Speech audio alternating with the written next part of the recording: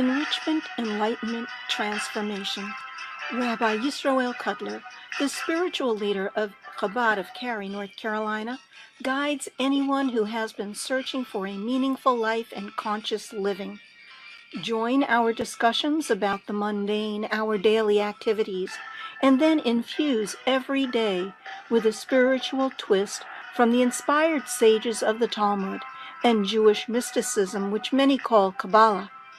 We learn from the root source of all religious monotheistic traditions and delve into the symbolism and levels of meaning from biblical stories.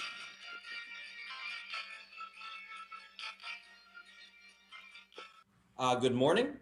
Good morning to everyone here, joining us live here in Cary, as well as those tuning in wherever you are over throughout the world. If you are listening into the online stream, please let us know. You can put your name in the chat box. Feel free to ask questions, but we would love you to take part in the program. Today's August 23rd, the 19th of Av. We're going to rewind a few weeks. We missed this class.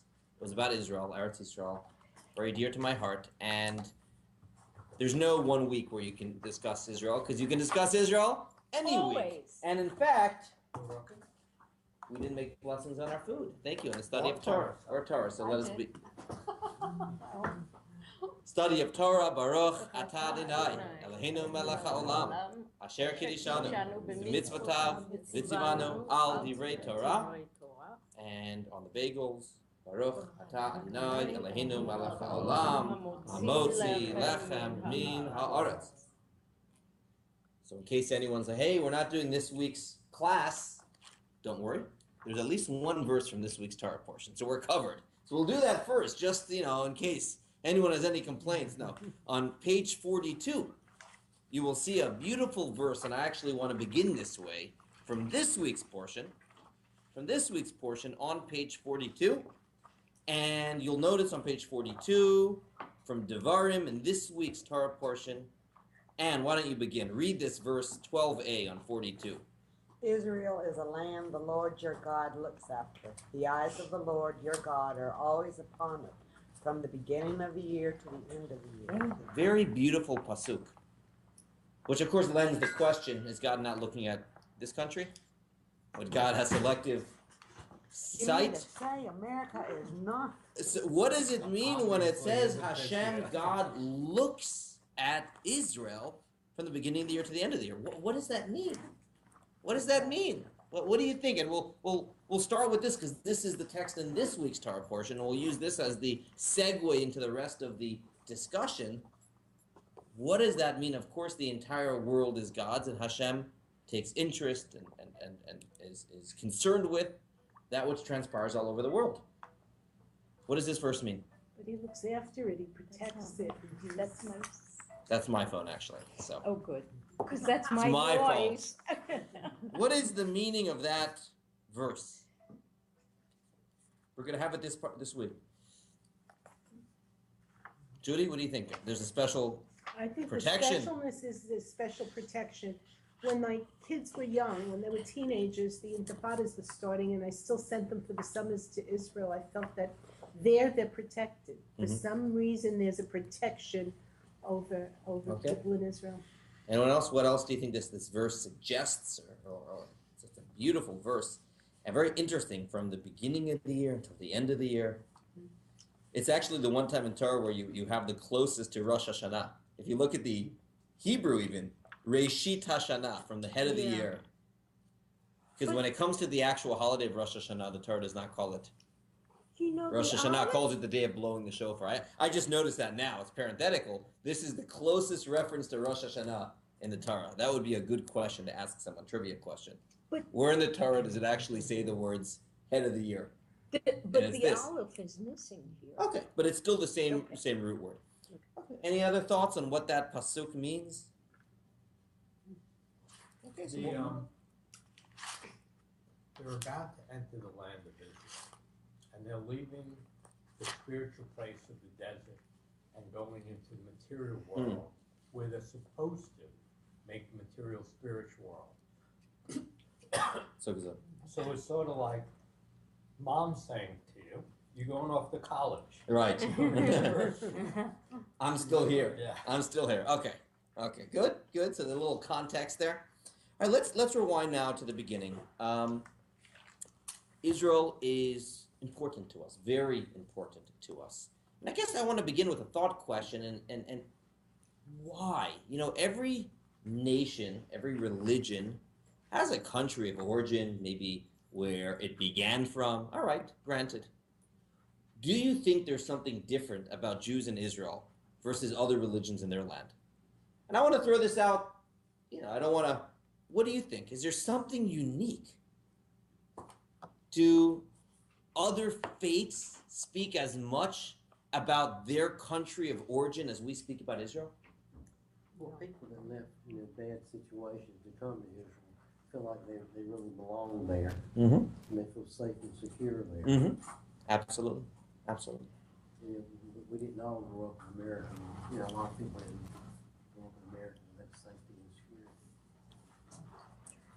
Do you think any other the first text today is going to be where the Bible gives the borders of the land of Israel. We'll do that quickly.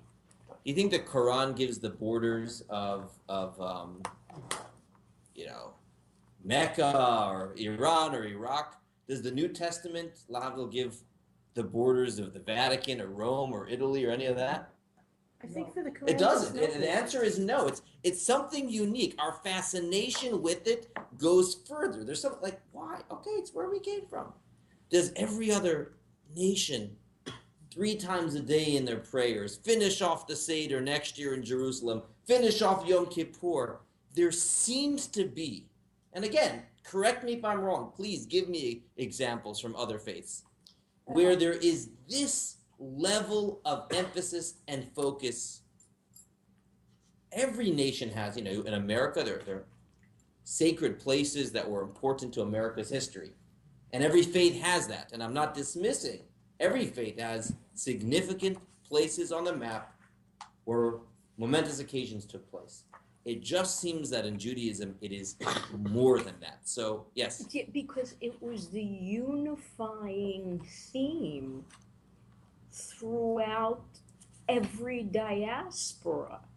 We always prayed to return to Yerushalayim, whether it was in, Sepharad, in Right. Ashkenaz, in wherever it was a unifying yearning.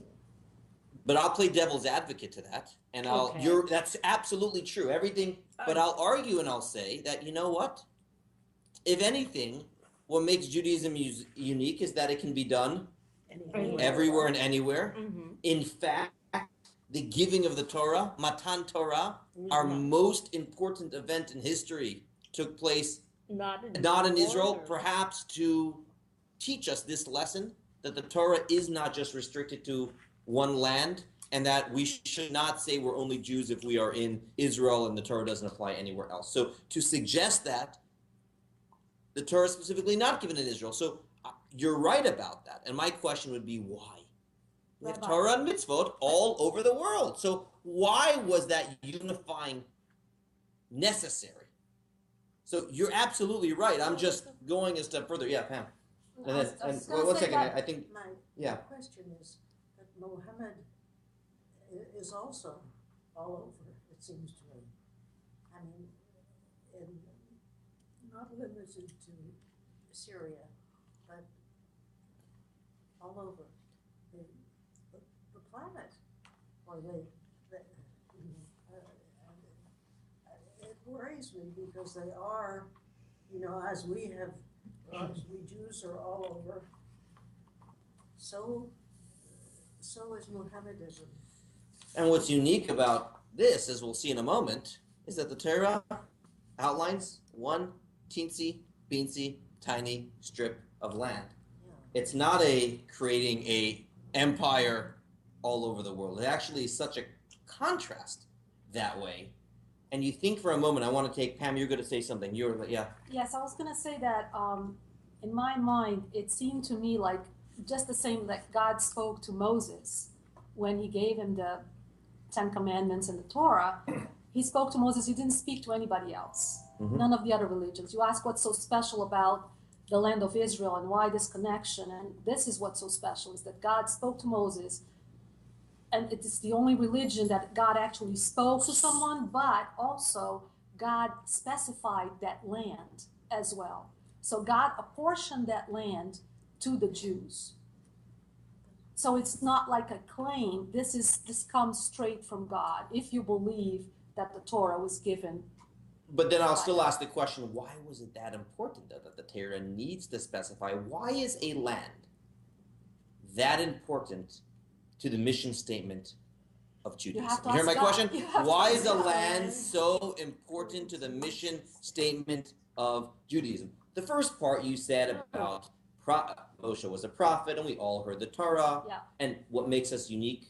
Other religions also claim that there is a prophet, but there was always to one person or a small group of people. We're the only religion that claims mass revelation, but we're not even discussing that today. All that's fine. But why then does there need to be the emphasis on a physical Because God land? said so. I know that. Gave us the Okay, land. so that's where, yes.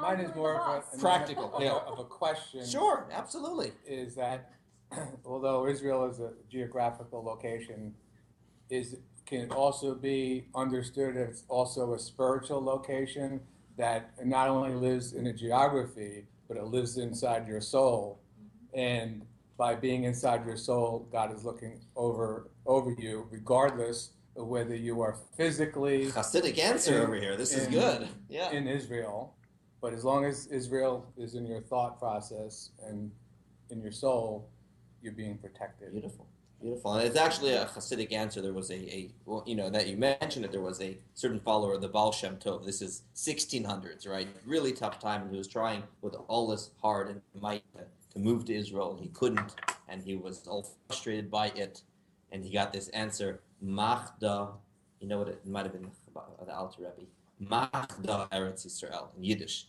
Machda means Israel? make here. Make it Machdu here. Eretz Yisrael. So that was the expression. It became a Hasidic interpretation. So there is that component as well. But we cannot, when we read the actual, so that component is definitely there as well. But we can't ignore also the physical. Right. Yes. But you said, why is it important to the mission? Mm-hmm. Why is the physical land important to the mission? Or this physical land, if we want to say we want to make the whole world a home for God. So, all right, we know that. Turn the material world over to God. Why a little strip of land the size of, they always say the size of New Jersey, right? If we think about it, the question is broader. I mean, a tiny strip of land the size of New Jersey and the entire world. Well, you know what? Isn't it amazing? I mean, what percentage, you think of other countries that size and the types of press they get. And the land of Israel, the size of New Jersey, always there. It invokes passion in everyone. And it's incredible. It's really incredible to think about how much attention this small piece of land gets. So should we go? So let's do this. And I don't small because it's going to be a city. It's going to be the city of God one day. Mm. That when everybody unites, and I mean, it doesn't need to be the size of a country because it's supposed to be the size of a city. But, excuse me. Yes. I'm sorry, I hate to pursue this for such a long time. No. The Palestinians, yeah, okay, they contend that this is their land. We're going to go there. We're actually going to discuss a little of that today. I'm happy you mentioned that. We're not, again, and I want to say, I'm happy you mentioned, this is going to be a Torah discussion, not a political one, so let's try to stay away from the hot-button political issues, but I do want to shed light on a Torah response to that. And again, as a Jew, I don't want to speak as a politician or with a political spin at all, but I want to teach from Torah texts a long time ago how we respond, how we best respond to that. So that actually is going to be part of our discussion today.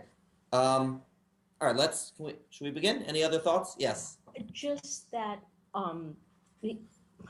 there's nothing above the Torah, but that idea was definitely in the minds of the Jewish Congress when they said, okay, here's a piece of Africa, go take that part and you can have a country and you'll be Uganda, right? What she refers to and is during the Zionist aspirations, there was a period of time where there was a discussion whether or not any parcel of land will do, Would right? do. If we just need a national homeland, what difference does it make where it to the more secular Zionist ideology? And that was actually a big discussion amongst the Zionists whether to settle for that or not.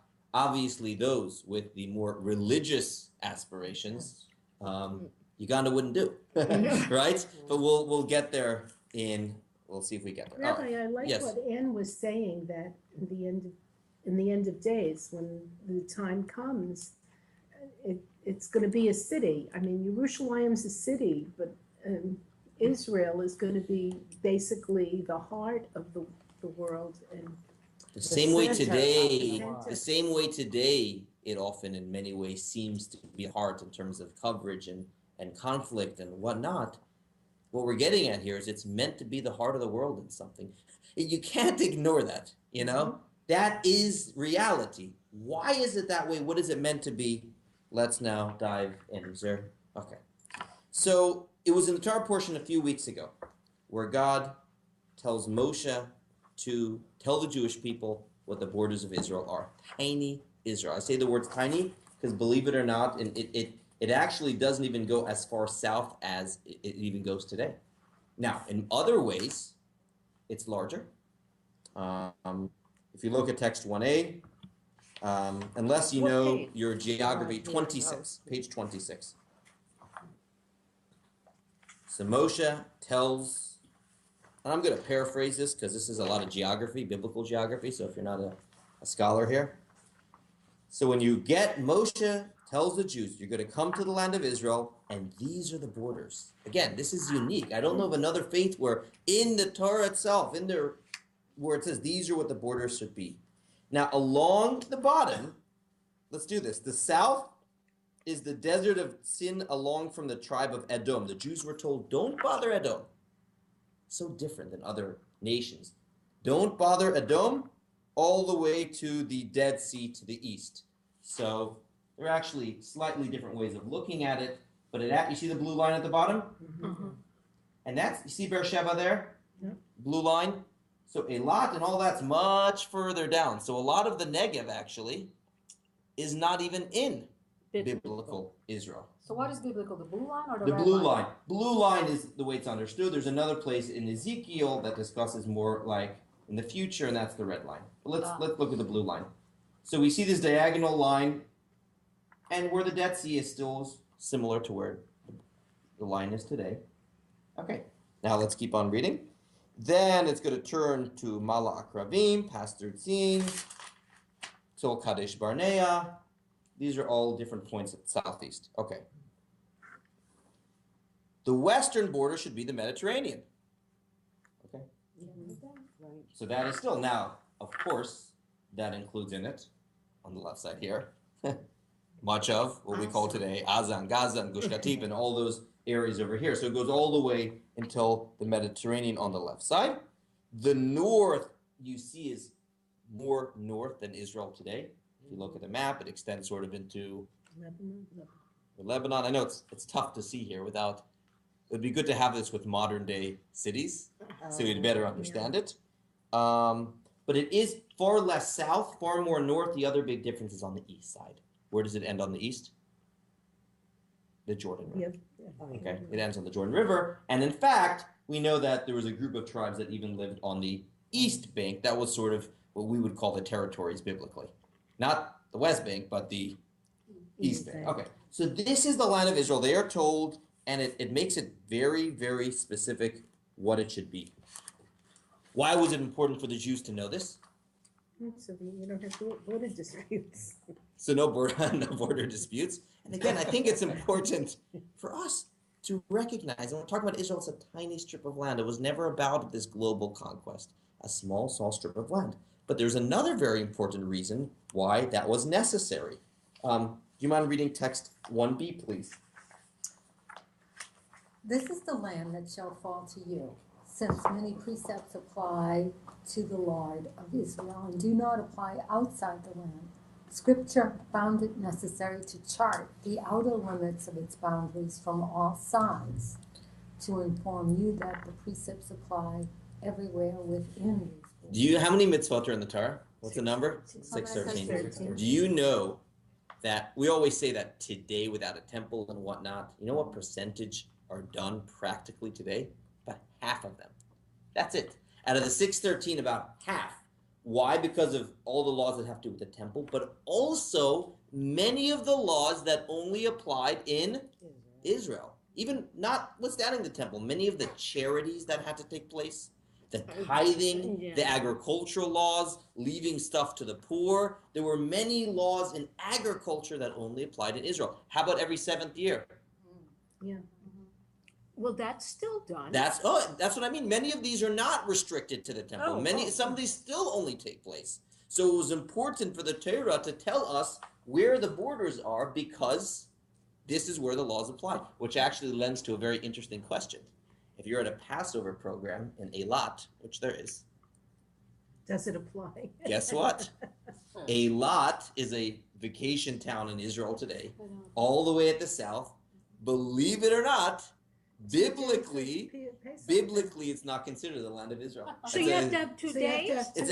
I'm not going to settle it's a complicated issue, but many do 2 days. So 2 nights over there. That's what I mean, 2 nights Seder there. But what they're referring to is out of the land of Israel, there are 2 nights of the Seder. In Israel, there's only 1. So in Eilat, they'll often have 2.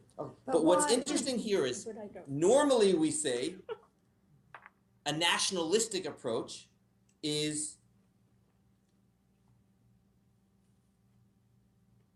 as opposed to a typical nationalistic approach to why a land is important, Torah says the holiness is what makes Israel important.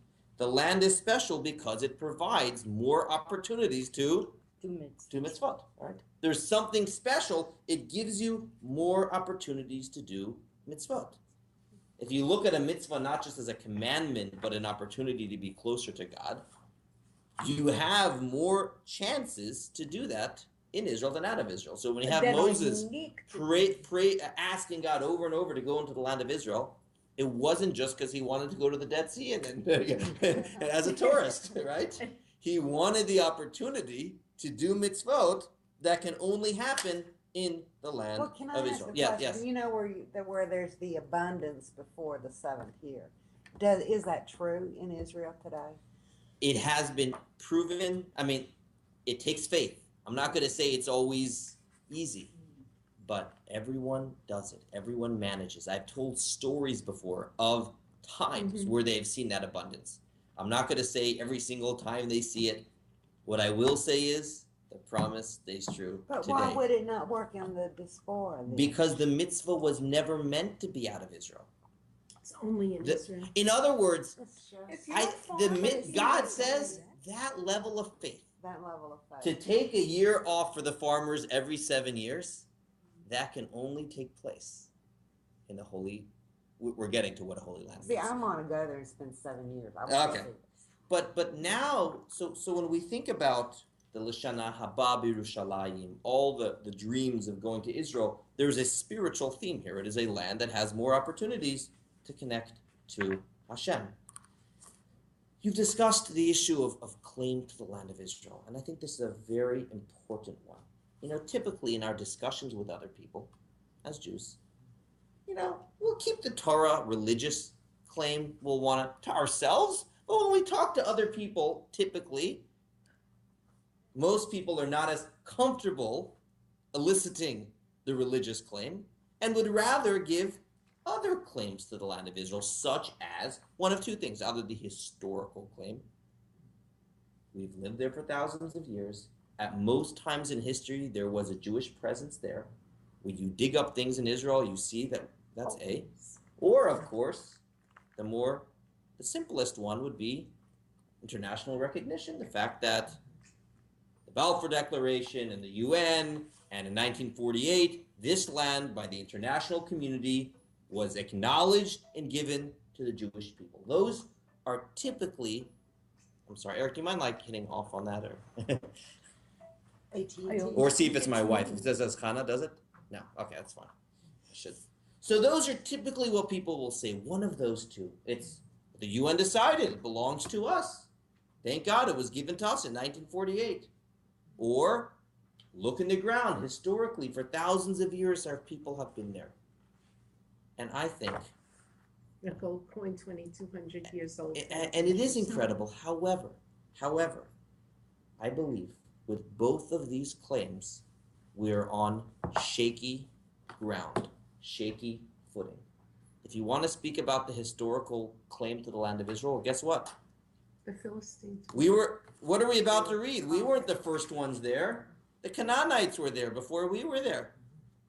And there were times throughout, it says it was called the land of Canaan. It was called the land of Canaan. There was a group of people called the Canaanites. Abraham moved into the land of Israel. Now it's true that Abraham, Isaac, Jacob, and the matriarchs lived there for a period of time, but it wasn't given to them. I mean, they were not the first ones there. So if it's only the historical claim, I hate to say it, but if someone argues with us, that would be tough to argue. If someone says we were there most of the time, okay, but do we say that every nation that was somewhere most of the time? I mean, in America, right? Yeah, look at Alsace and Poland and Russia, where all our and unfortunately, when it comes to the second claim, and that is the fact that the international community acknowledges that it is our land, it was given to us in 1948. I would love to say that will never be challenged, but unfortunately, it will always be challenged. And as we know today, there have been more UN condemnations of Israel in the Human Rights Council than all other countries combined. I'll say that again. The UN has condemned Israel for human rights violations for all other countries, more than all other countries combined. And regardless of where you stand politically, and I said this is not a political class, I would think that everyone would agree that it's, think of Iran and Iraq and Syria and so many of the other countries, worse than them, regardless of.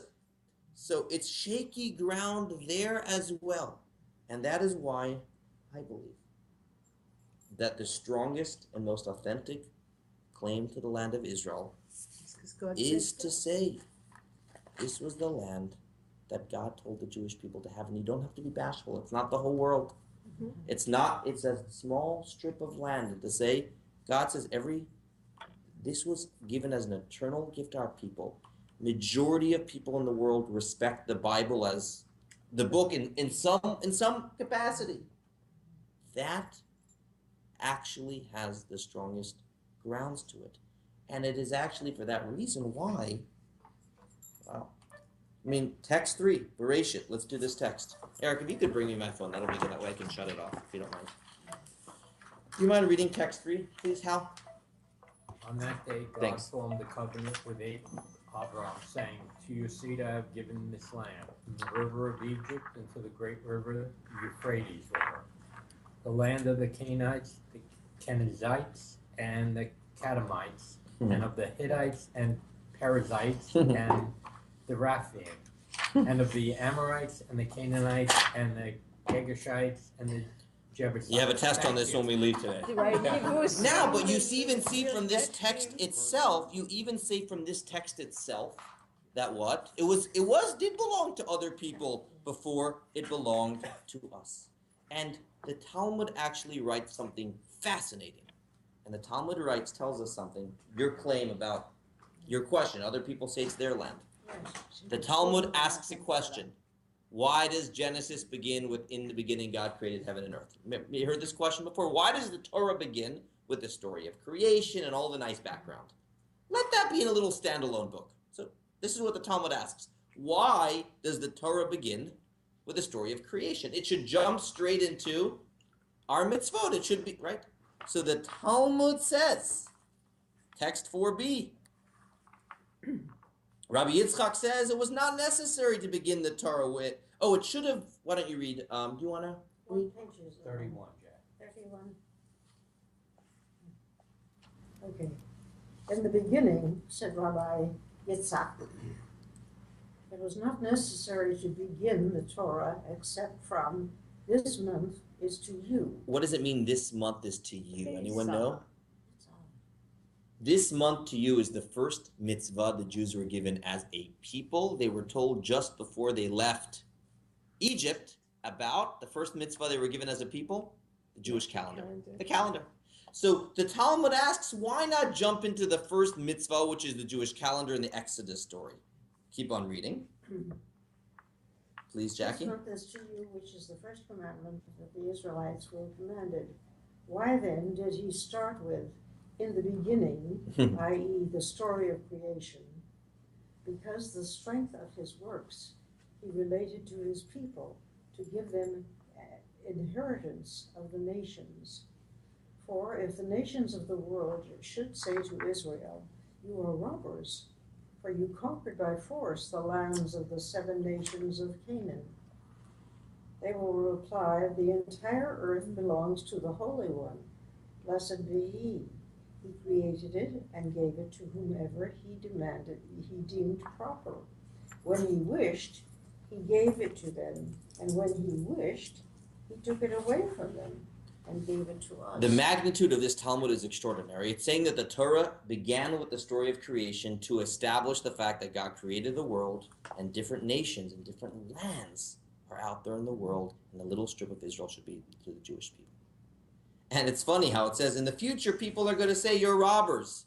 What is your claim to the land of Israel? And thousands of years ago, it clarifies that is why the Torah begins with Genesis. And I really think that although it sounds counterintuitive to invoke a religious argument, when we have that conviction, and not in an elitist way, not in a way where we want to conquer any other lands, but when we say, you know what, this small strip of land was given to the Jewish people, we will actually have the respect of other people, and it will actually lead to less violence, not more, because unfortunately, it is when we don't have that conviction, and we do not have the strength, and we are not able to comfortably say, this land is ours, that others will think that the more, God forbid, they try to terrorize, the more, God forbid, they will achieve their goals. And the more we have a strong conviction that just this little strip, this is ours, no, it will always be ours. The more we can say that comfortably, without any apologetics, the less there will be loss of lives on both sides. This is not my thoughts, this is what the Rebbe would always say. The more we can invoke that. And that is the reason why, even when it comes to terrorists, one of the things they try to dispel is the Jewish connection to the land, the traditional connection to the land. There's a reason why they don't want any digging to happen at the Temple Mount. Why? They're trying to destroy the Jewish connection. Sure, exactly. They don't care about the physical property. Exactly. And you see an interesting text that's from 32 from Nathan Sharansky. It's from Haaretz.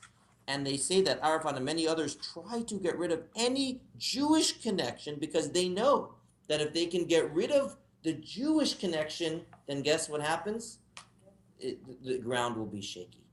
And what I find, I want to show everyone a short video, and it's actually from someone who is not known to be a religious or observant in any way. It's the first Prime Minister of Israel, David Ben-Gurion, okay, and who, if you Google him, you will not see Torah observant as. So I want to show you a very, very interesting story that I recently saw. This is from the former chief rabbi of Israel. His name is Rabbi Lau. And Rabbi Lau is a survivor. And he told over this story to a group of American tourists on a mission to Israel last year. Next year, they're going to have another one of these trips. See if we can get it. I'll give you the background to the story. It's 1972. He was not chief rabbi. He was a young rabbi in Tel Aviv. And you get the call. It's from David Ben-Gurion, who has since retired from politics and living a quiet life. He's not so well. And he says, Rabbi, I'd like to see you. And he thinks that it's a fraud. Imagine you got a call. From the former president or something. And he says, I have a few questions on the Bible I want to ask you. And he agreed to meet, but then he called someone who was in intelligence. Can you find out who just called me? Can you find out who just called me? I want to see whether or not that was really. So then he says, yes, and can I come with you to the meeting the next day? So he meets with Ben-Gurion, who actually was a biblical scholar. He was a biblical scholar, not observant. So he asks him some questions, and then Rabbi Lau turns to him and says, can I ask you a question? He says, what? And this is 1972, a very old David Ben-Gurion. I've heard a story about you, but I want to confirm whether it's true, which is good. Here's the story that I heard about you. the Peel Commission. Anyone familiar with the Peel Commission? It was in the 1930s. The British had this big problem in Palestine, trying to figure out how to resolve it, and brought in Jewish representatives and Arab representatives, and they each made their case for what should be done. David Ben-Gurion was one of the leaders of the Jewish Commission.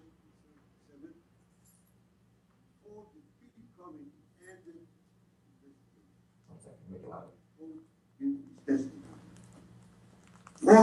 4-hour testimony he gave. 4 hours speech that Ben-Gurion gave the right of the Jewish people to have this homeland. This is our own new homeland. This is ours. It belongs to us. It's our under possession. And he spoke full of enthusiasm, full of many biblical resources to say this is ours. When he finished his speech, there were no cellular telephones at the time, 1937. almost 80 years ago. The journalists, radio went out. There were 3 cabins, public telephones. They stood in a line to give to the editorials what were the main points that Ben-Gurion made in his historic speech. All of this I tell to Ben-Gurion himself. He's telling this to Ben-Gurion. 1972. What happened in 1937 was him. He was listening. After he finished the speech, time for investigation. Lord Peel asked him. Mr. Ben-Gurion, may I ask you a personal question? He does that. Ben-Gurion, of course. Lord Peel, where were you born, Mr. Ben-Gurion? Ben-Gurion, in Bronx. Lord Peel, where is it Bronx? In Poland. After a while, Lord Peel whispered into the microphone. Everyone should know. A very strange phenomenon. All the Arab leaders, the Palestinians, who came to our committee, were born here in Paris. Such as Nusayba, Nashashibi, Husseini, and Tal. And most of the Jewish witnesses were not born here, like you. Poland, Russia, Lithuania, Galicia, Hungary, Romania, mainly East of Europe.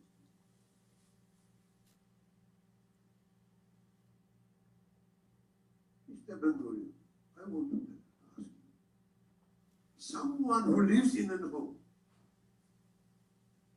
maybe even born in that home, and someone comes from out, saying to the one who lives here, go away.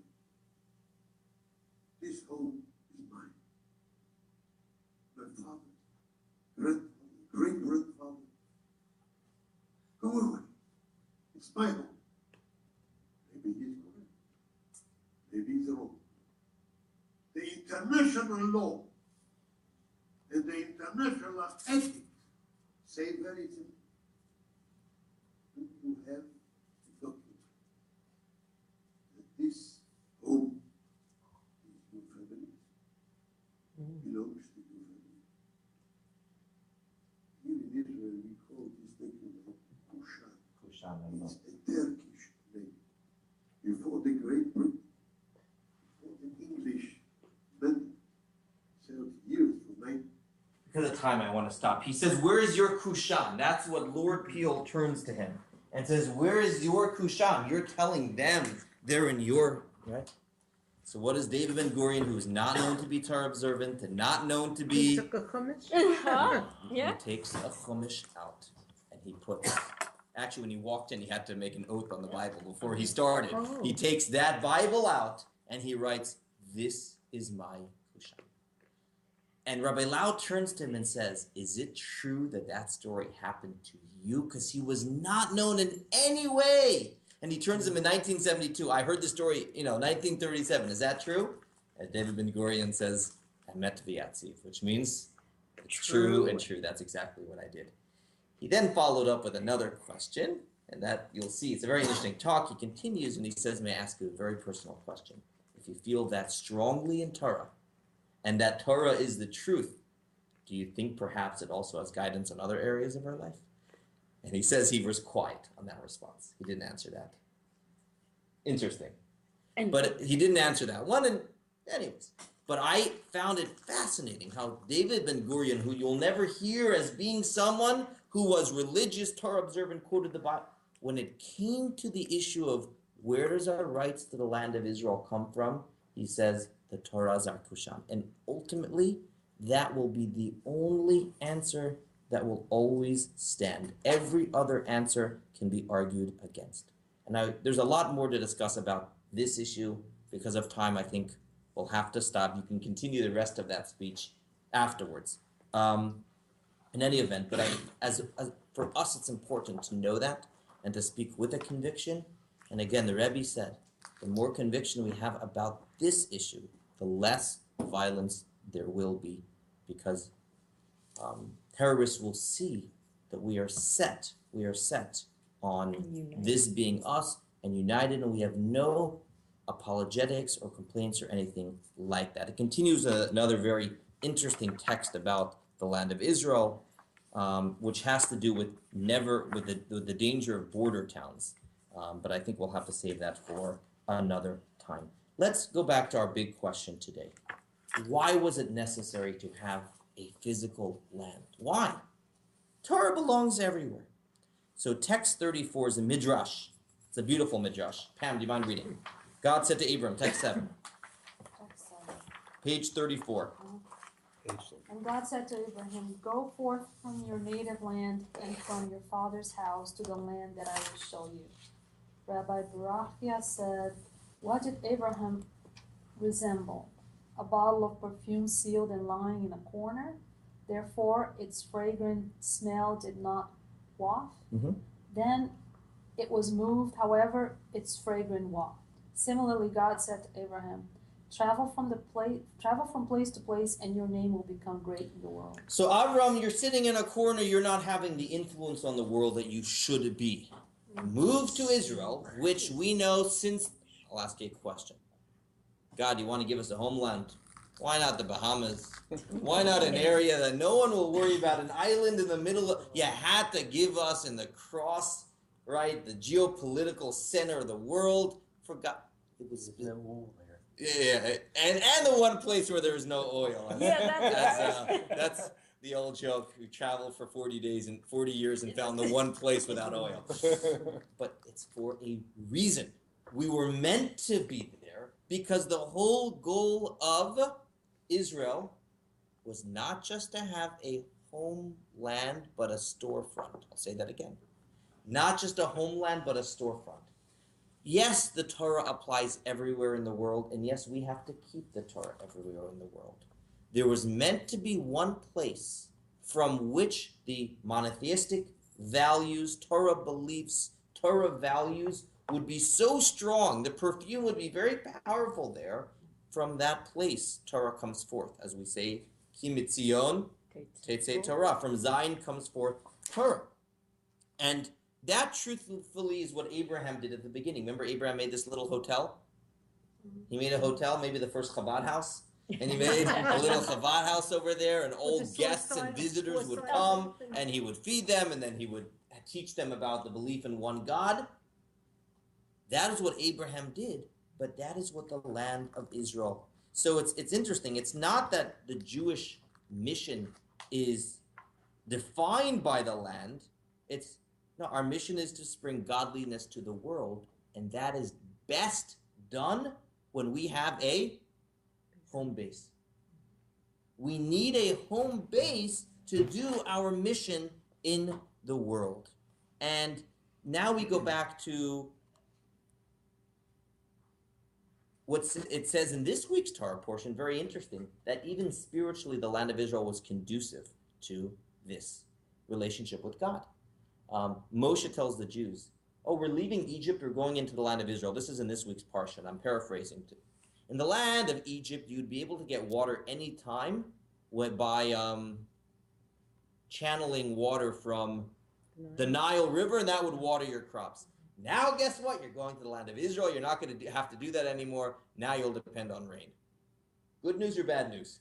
Not so good. That's what he tells us. That's Well, supposed but you to be. have to have faith. Ah, so it is a land that is spiritually conducive to what? A relationship with God. So now we come to a definition of a holy land. What does a holy land mean? What does holy mean? Special. Sacred.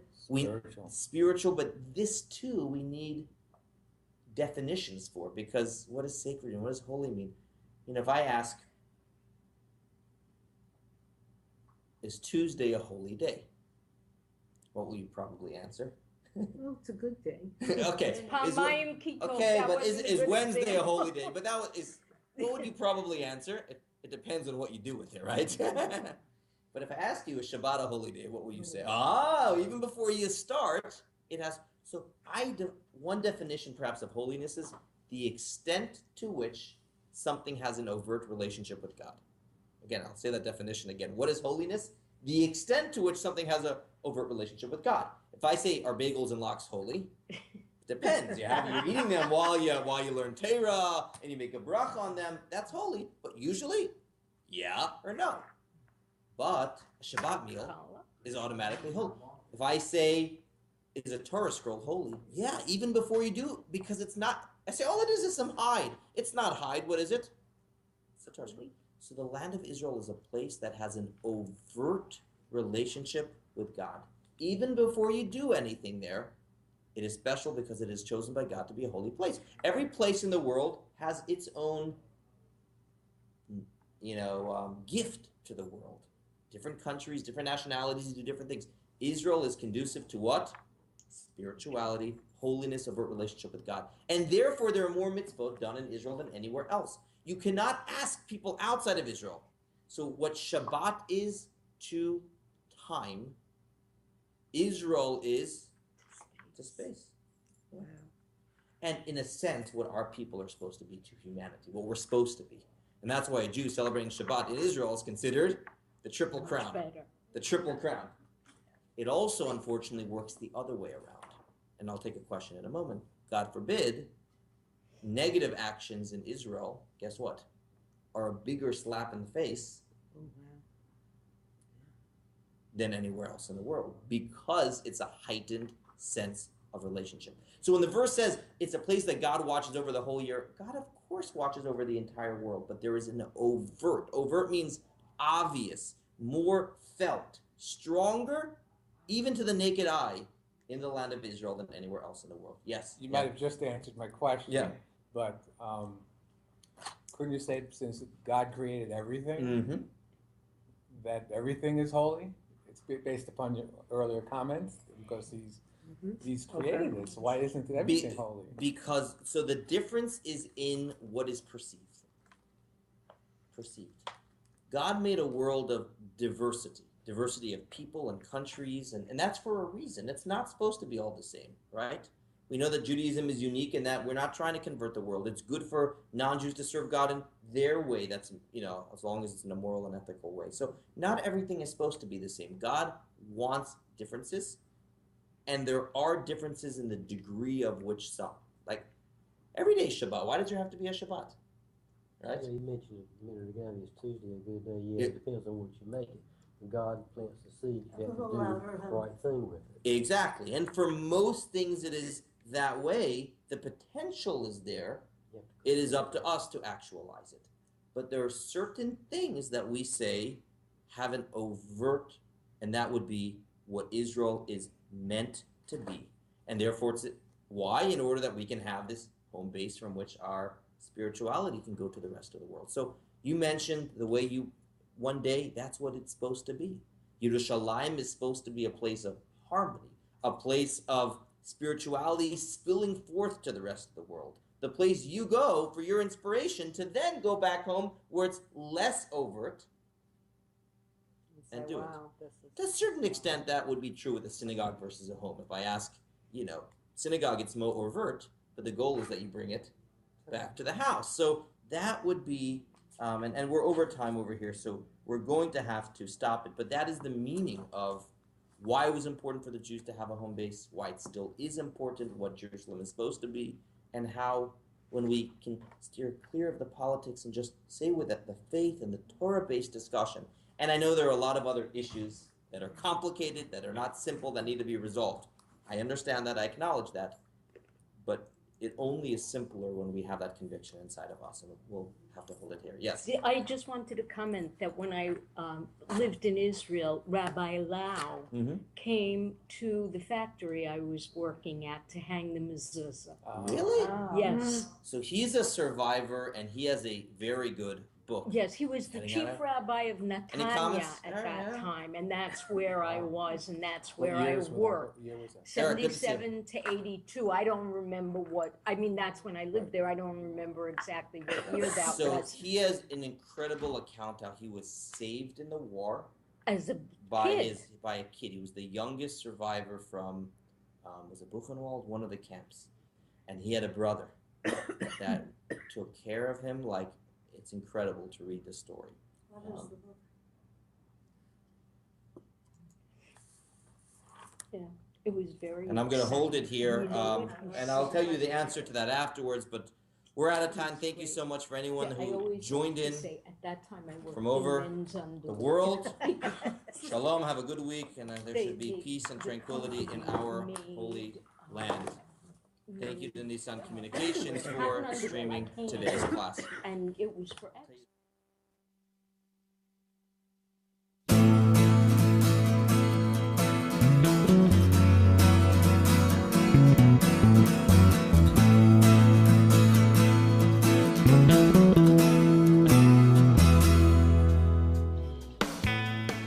You're tuned to the Nissan Communications Network.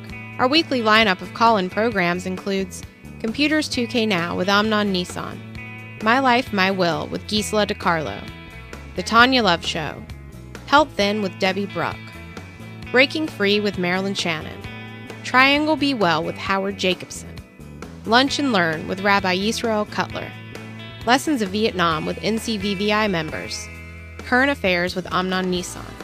And if you tuned in too late, you can always watch each program in its entirety or download an MP3 audio file of it in the archives section on nissancommunications.com. Don't forget to subscribe to our YouTube channel, follow us on Twitter, and like us on Facebook. Sponsored by Atomos.com, makers of quality video recorders and converters, CarolinaApparel.com, and DeltaForce.net.